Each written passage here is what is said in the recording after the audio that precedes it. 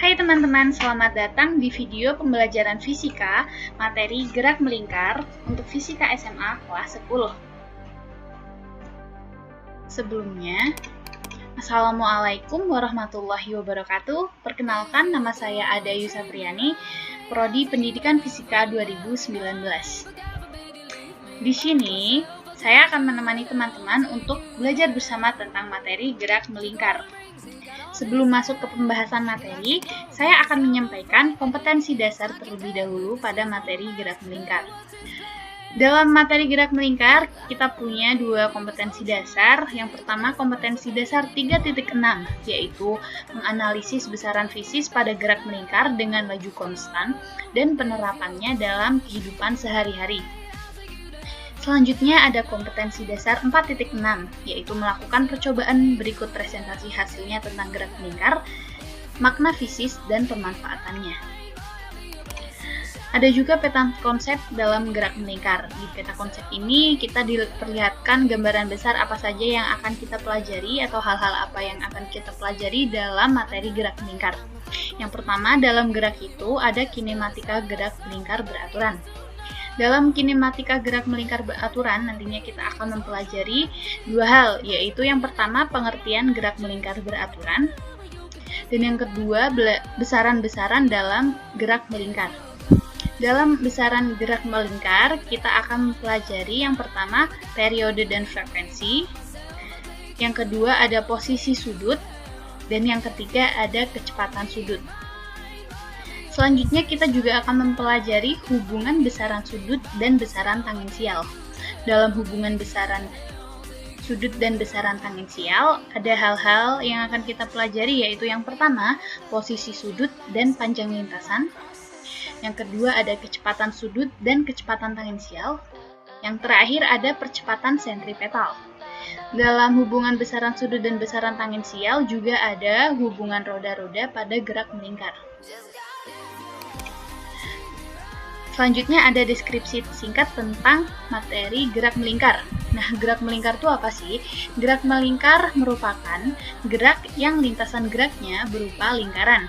Contohnya seperti kincir angin, bulan mengelilingi bumi, roller coaster, roda pada kendaraan, dan contoh-contoh gerak melingkar lainnya. Nah, kita bisa lihat di sini bulan mengelilingi bumi seperti ini ya teman-teman contohnya. Ini bulan dan ini bumi. Nah, ini lingkaran ini merupakan lintasan gerak bulan, di mana ini bisa disebut lintasannya berupa lingkaran, dan makanya ini bulan mengelilingi bumi termasuk dalam gerak melingkar. Selanjutnya ada kincir angin. Kincir angin pun lintasan geraknya berupa lingkaran ya teman-teman. Kita ini kincir anginnya berputar, itu membentuk lintasan geraknya berupa lingkaran. Dan masih banyak hal lagi yang merupakan contoh gerak melingkar dalam kehidupan sehari-hari. Selanjutnya, pada materi kali ini tujuan pembelajarannya yaitu ada 3 poin penting dalam tujuan pembelajaran materi gerak melingkar. Yang pertama, yaitu menjelaskan pengertian gerak melingkar ditinjau dari lintasan bendanya. Yang kedua, menganalisis besaran fisis pada gerak melingkar dengan laju konstan atau tetap. Dan yang terakhir, menganalisis penerapan gerak melingkar beraturan dalam kehidupan sehari-hari.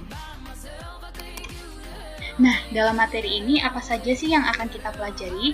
Ada 2 poin utama yang akan kita pelajari. Yang pertama ada gerak melingkar beraturan, dan yang kedua ada besaran-besaran fisis pada gerak melingkar. Nah, pada besaran fisis gerak melingkar tuh ada sub-poin-poinnya. Ada banyak poin yang akan kita pelajari. Apa saja sih? Nah, di sini ada 9 poin yang akan kita pelajari dalam besaran fisis dalam gerak melingkar. Yang pertama nih, kita punya 2.1 yaitu periode dan frekuensi. Selanjutnya 2.2 ada perpindahan sudut. Untuk 2.3 kita punya kecepatan tangensial. 2.4 merupakan kecepatan sudut, 2.5 percepatan tangensial, 2.6 percepatan sudut, 2.7 kita punya hubungan kecepatan sudut dengan kecepatan tangensial, pada 2.8 hubungan percepatan sudut dengan percepatan tangensial, dan yang terakhir pada 2.9 yaitu hubungan besaran gerak lurus dengan gerak melingkar. Nah, yang pertama akan kita pelajari yaitu gerak melingkar beraturan. Nah, gerak melingkar beraturan itu apa sih? Sebelumnya kita juga sudah belajar tentang gerak melingkar, yaitu merupakan gerak suatu benda pada lintasan yang berbentuk lingkaran. Nah, kalau untuk gerak melingkar beraturan itu apa sih? Gerak melingkar beraturan merupakan gerak melingkar yang besar kecepatan sudutnya tetap terhadap waktu atau percepatan sudutnya sama dengan 0. Nah, jadi gerak melingkar beraturan itu ketika kecepatannya itu tetap atau konstan dan tidak mengalami perubahan kecepatan atau kecepatannya hanya senilai itu saja.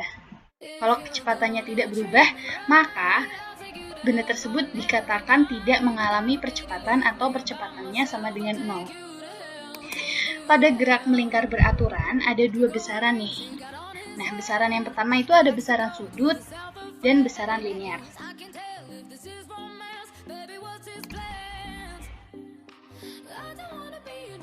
Besaran sudut adalah besaran yang arah kerjanya melingkar atau membentuk sudut tertentu. Sedangkan untuk besaran linear atau besaran tangensial adalah besaran yang arah kerjanya lurus atau tidak membentuk sudut. Nah, besaran sudut itu apa aja sih? Di sini kita punya besaran sudut yang pertama itu ada periode. Selanjutnya ada frekuensi, terus ada posisi sudut, kecepatan sudut, dan percepatan sudut. Sedangkan untuk besaran linear kita punya jari-jari, panjang lintasan, kecepatan linear, percepatan tangensial, percepatan sentripetal, dan percepatan total.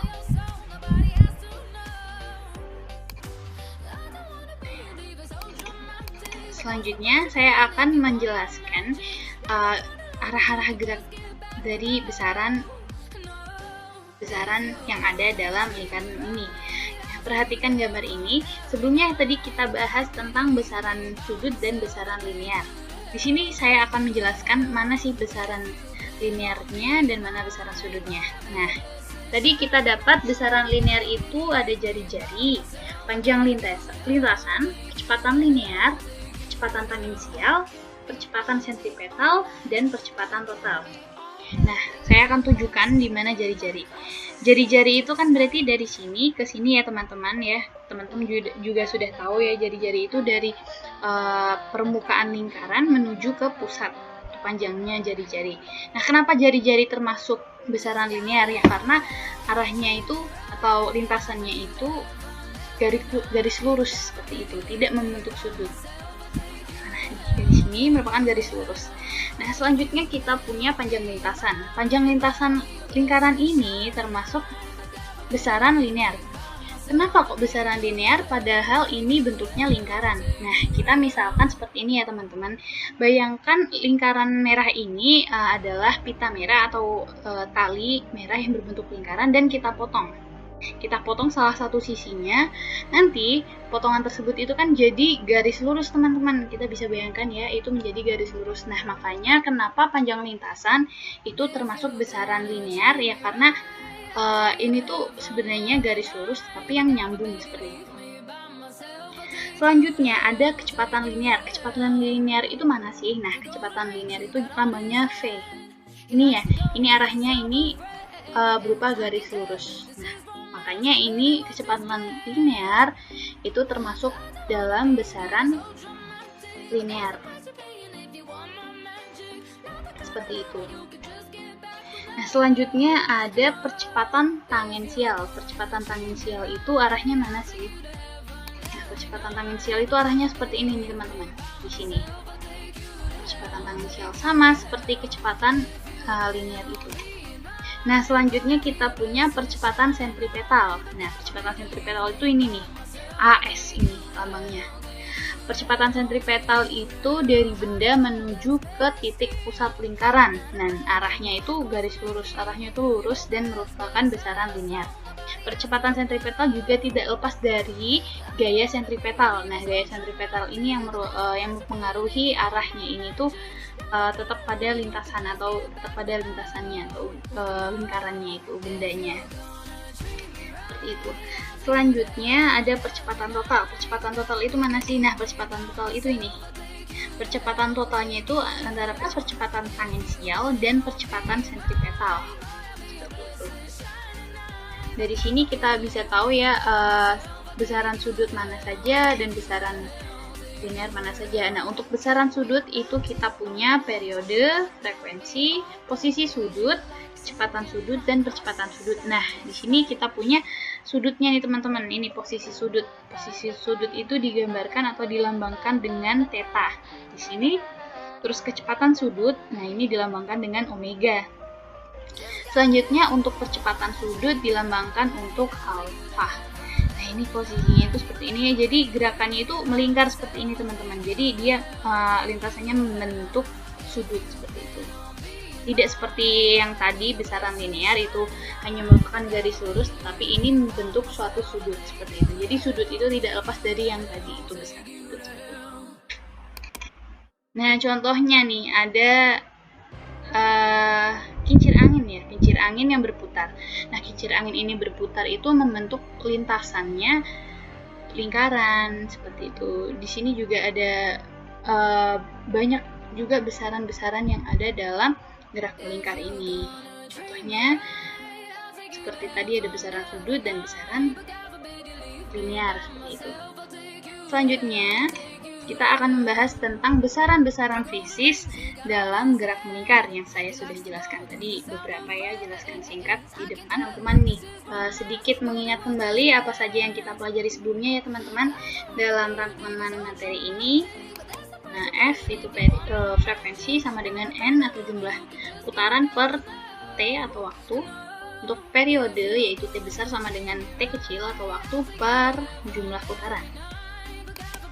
Atau kecepatan tangensial adalah hasil bagi antara panjang lintasan linear yang ditempuh benda dengan selang waktu tempuhnya dengan persamaan P sama dengan 2πr per T atau bisa juga 2πr F. Kecepatan sudut. Untuk kecepatan sudut adalah hasil bagi sudut pusat yang ditempuh benda dengan selang waktu tempuhnya yaitu persamaannya omega 2πf. Selanjutnya ada hubungan antara kelajuan linear dan kecepatan sudut yang dapat dituliskan sebagai V sama dengan R dikali kecepatan sudutnya, atau kecepatan linear sama dengan jari-jari dikali kecepatan sudut. Selanjutnya nih ada percepatan sentripetal. Percepatan sentripetal merupakan percepatan yang dimiliki oleh benda yang bergerak melingkar yang arahnya ke pusat putaran dengan persamaan AS sama dengan 4π kuadrat R per T kuadrat. Selanjutnya untuk percepatan tangensial adalah perubahan kecepatan tangensial dalam selang waktu tertentu di mana arah percepatan tangensial selalu menyinggung lintasan putarannya, di mana persamaannya percepatan tangensial yaitu AT sama dengan delta V per delta T atau perubahan kecepatan per perubahan waktu atau selang waktunya, atau bisa dituliskan percepatan tangensial atau AT sama dengan alfa kali N atau percepatan sudut dikali jari-jari. Nah, selesai sudah pembahasan atau penjelasan materi pada gerak melingkar kali ini. Latihan soal juga sudah. Nah, dari sini kita teman-teman bisa mendapatkan video pembelajarannya. Bisa diklik video pembelajarannya. Yang selanjutnya ada untuk bahan ajarnya, bisa diklik saja bahan ajar yang teman-teman bisa download sendiri, dan untuk lembar kerja siswa juga teman-teman bisa download sendiri. Diklik saja lembar kerja siswa. Nanti untuk link PowerPoint kali ini saya akan letakkan di link in description ya, deskripsi link. Nanti teman-teman bisa download PPT ini dan teman-teman bisa unduh bahan ajar serta lembar kerja siswa, ataupun teman-teman bisa menonton video pembelajaran lain mengenai gerak melingkar di link ini. Teman akan langsung mengakses video pembelajaran tentang materi gerak melingkar seperti itu. Terima kasih dari saya. Kurang lebihnya mohon maaf. Wassalamualaikum warahmatullahi wabarakatuh. Jika teman-teman merasa ini bermanfaat, silahkan komen, like, share, dan subscribe channel saya. Terima kasih. Dadah.